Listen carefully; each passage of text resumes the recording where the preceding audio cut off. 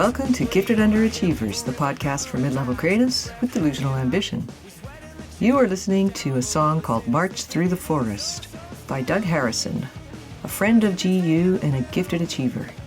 We asked Doug back on the show to coincide with the release of this song and others from his solo project, Slug Comparison.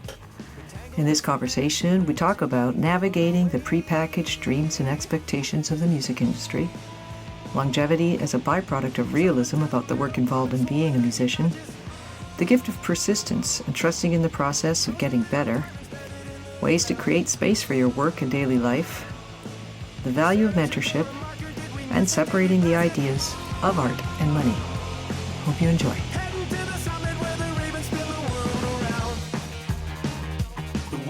When you're thinking about your sort of life as a musician, artist, writer, what do you feel like has turned out well? Personal work, creative work, etc. When you look back and reflect, what do you think has gone really well for you?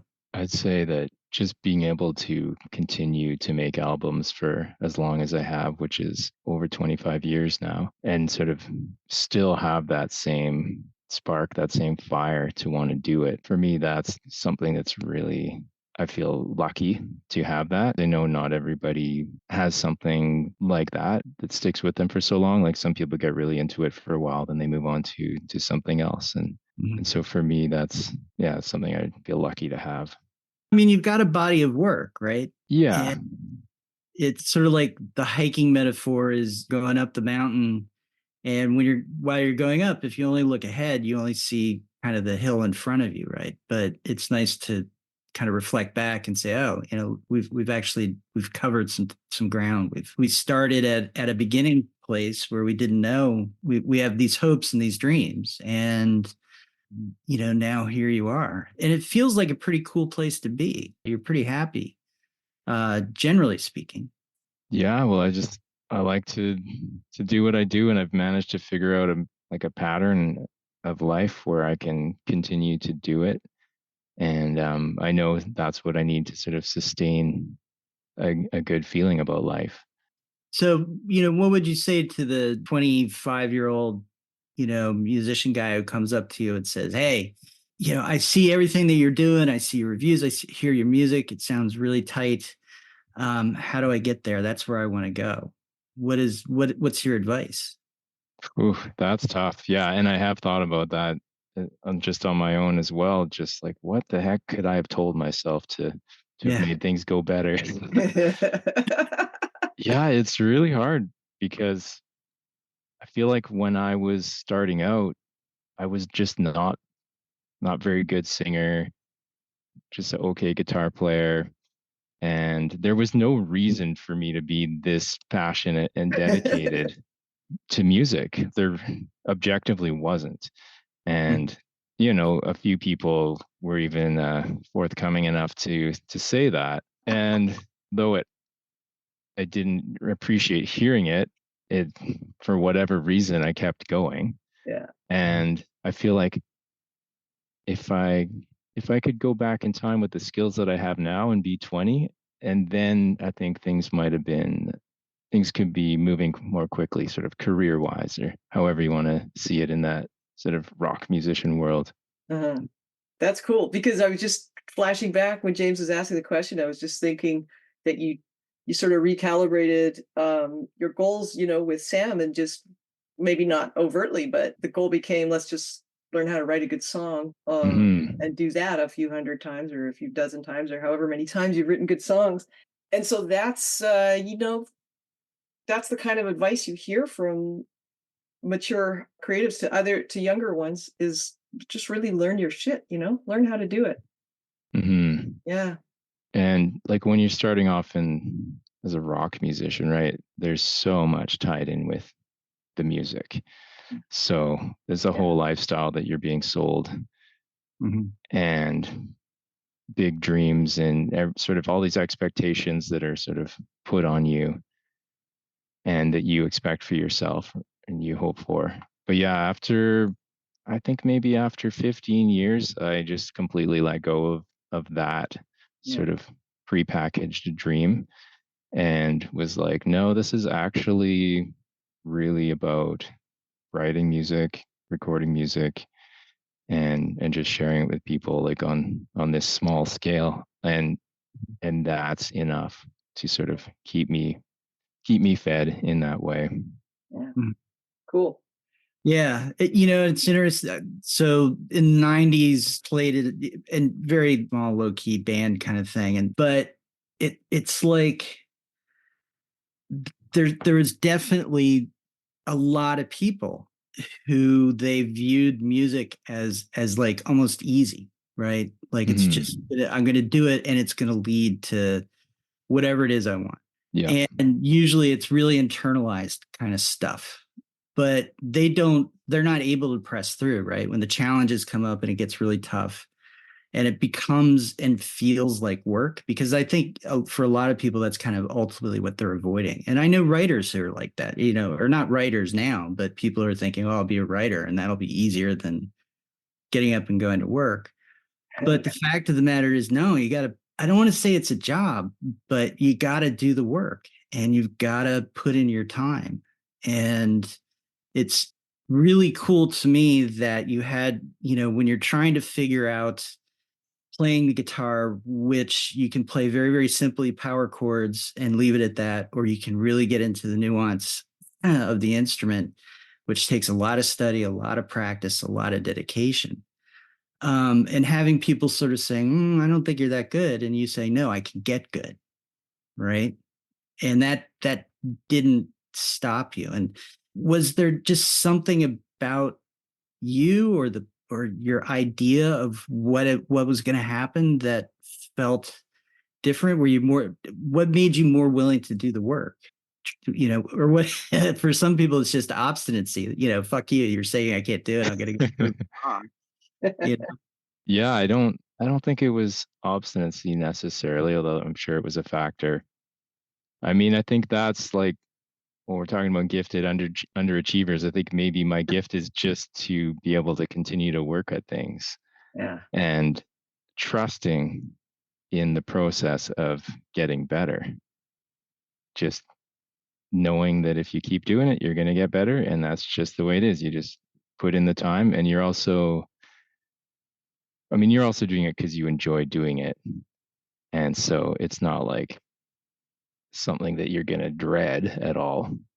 Although part of understanding the process is experiencing the ups and downs of being a creative person and how it's going with that project, and just knowing that those ups and downs are part of it. And when you're at the bottom, you're just like, yeah, well, we'll be here for a little while, but it's going to change, and not like just throwing the instrument aside and quitting. Like if you've done it long enough, you know that that's just not an option.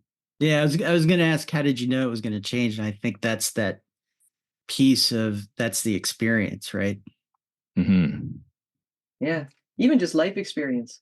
I really love what you say, because it is a gift. Like just viewing you from the outside for the last however long we've known each other, you have a gift, and it's a creative gift. So that's beautiful. That's something that, you kind of know about yourself. You haven't ever really questioned whether that is the case from my perspective. Well, thank you. Yeah. And then trusting in the process of getting better, that's like a type of patience. And I think it's taken me a long time to trust that getting better is going to happen. The more you write, the better you get. The more you do anything, the better you get at it. It's almost impossible not to get better. So, but you just got to keep doing it. So that's really great. Are there other things that you do to just create space for your work, or does it sort of feel like life's pretty well programmed? I guess I've been doing it for so long that it's not like a conscious thing. If someone's going out to the grocery store or something, I'll be like, okay, I've got 40 minutes, and then I'll, do some practicing or record a little clip of something, because I do really like to have the time to myself. Ideally, the nobody in the house, but obviously that's not something that you can ask for too often. Yeah. Yeah, so I just try to capitalize on those opportunities and try to get a little bit of heads up on it, like, oh, what time are you going out again? And so that I'm like warming up for like 30 minutes so that as soon as that front door closes, then I can hit record and it's good to go. That's awesome. Yeah, that's so funny. I'm just looking at the three of us on the Zoom screens right now and thinking one thing we all have is rooms to work in. I remember when I first started writing, I had a corner of the bedroom. I had this screen. I put the tiniest desk you've ever seen, like a TV tray size thing, in the corner, and then I put the screen up, and then I put a sign on the screen saying "Genius at Work." You know, like literally. And so I was like, I might as well be cheering myself up here with this situation. And then I just go behind the screen for a couple hours with earplugs in and do my thing. But now look at us. Look at us. We have our own rooms. Yeah, actual walls, actual drywall. Yeah. I've got a I door. do feel spoiled. So there's intentionality behind it, right? There's financial resources allow for us to spend more time, doing the thing that we love to do, and that we, scratching that itch that never goes away, right? Yeah. And so that's a tough balance, and I would think, yeah, I mean, I just think it's a tough balance. For me, like for years, I have tried to avoid working a full-time job, or I've maybe started in a full-time position, and then after a little while, I put my hand up and ask if I can go down to like 4 days a week or something. Yeah. Because for me, having that one extra day is invaluable, and it just opens the door to what I've been able to create over the years. But managers are usually not too thrilled to hear that request. Yeah. That you want to work less, and coworkers are totally bewildered. Well, they're like, "Oh, I wish I could do that," and then I say, "Well, yeah, you can. You just need to take a 20% pay cut," and then they're quiet. Oh, forget it. Yeah. Well, that's so funny because on Dear Mouse, there's just so many songs that I laughed out loud at the lyrics because I could just feel you in there going, the desperation in your voice on recall. Just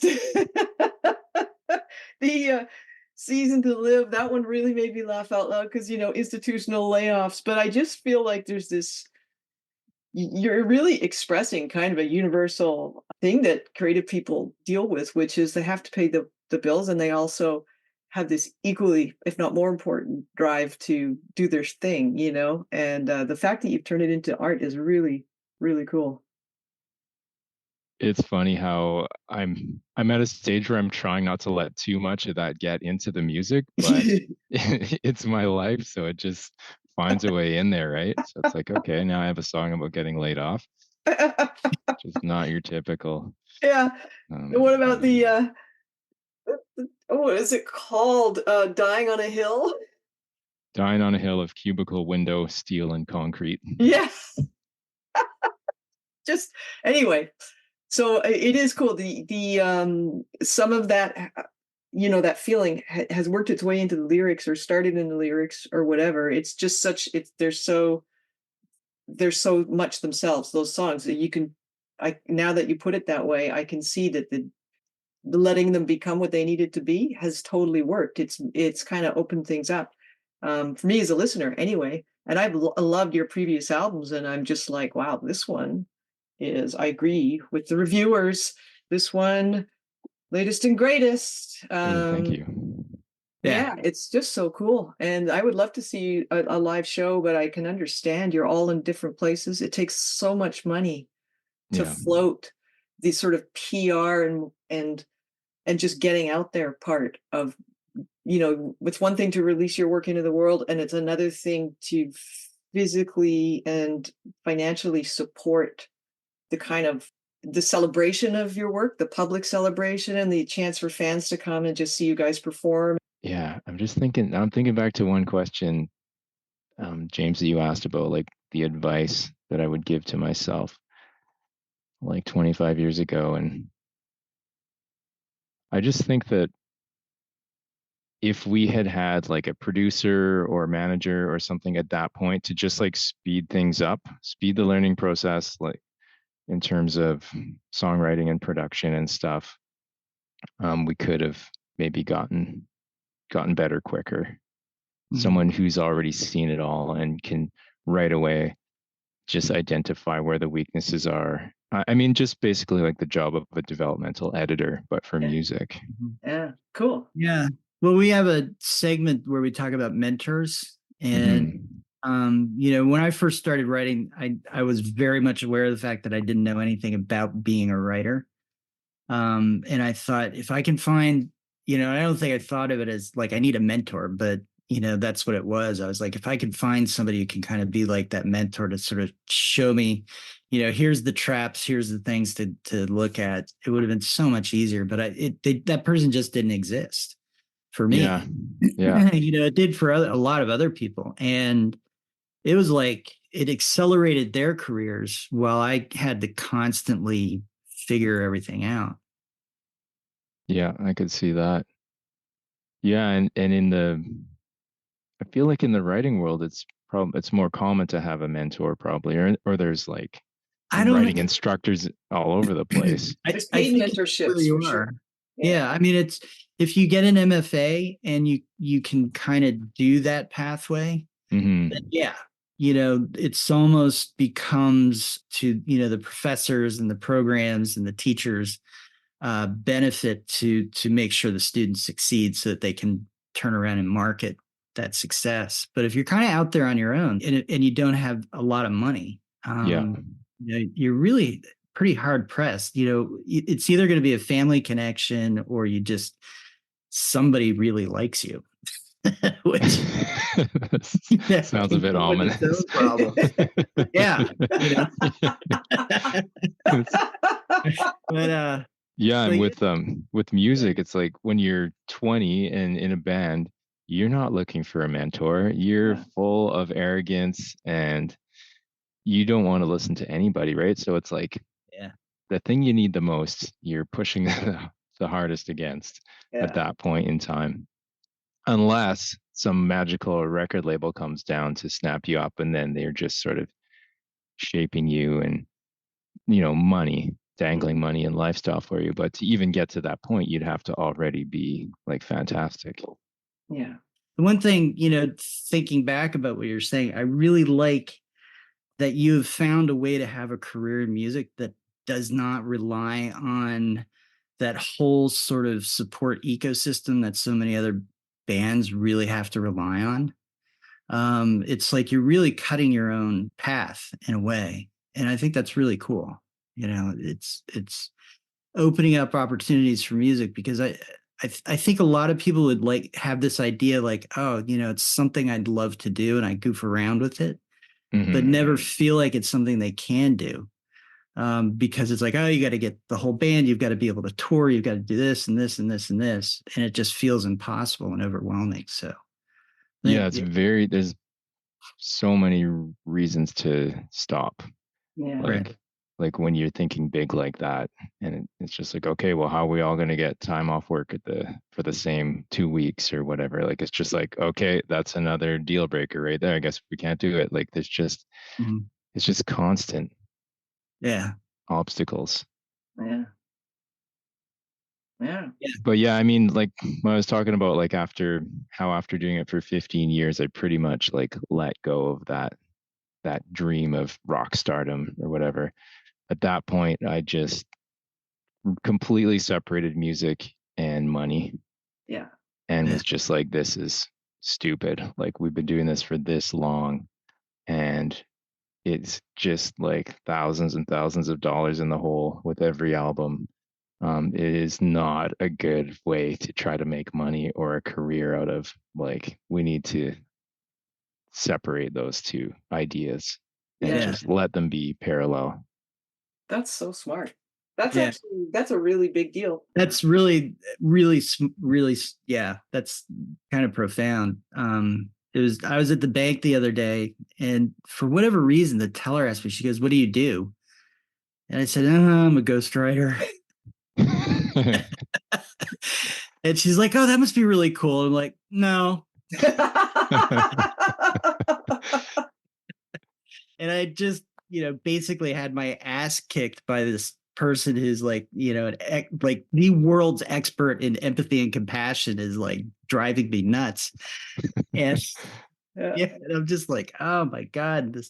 And I said, sometimes it is cool. It really is. There's definitely experiences that have been really nice, but there's times where it's just like, what am I doing? Yeah. Oh yeah, I'm on the outside. I'm thinking that sounds pretty cool. Yeah. Well, basically, James, I feel like we're creating our own jobby jobs with no benefits and no time off. Yeah. Yeah. We're doing a good job. Yeah. We're creating a lot more work, Fucking idiot. LOL. Yeah. So Doug, thanks so much. I really, you've been fantastic. It's really cool.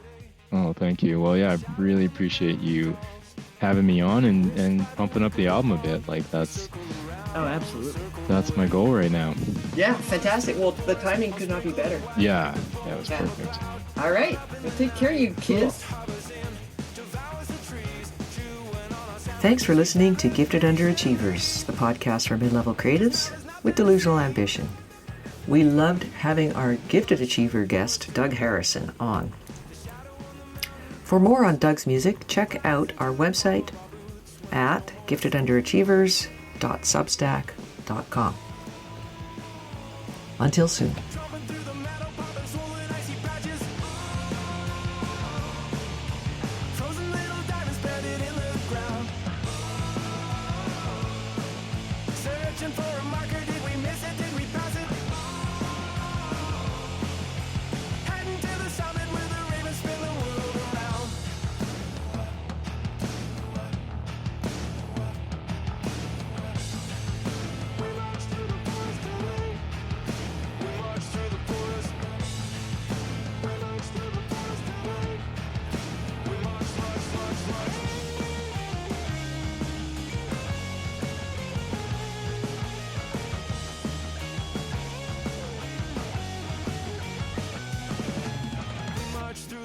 Today, the shadow on the mountain calls. We slip inside onto the ridge. Wind is coming our way.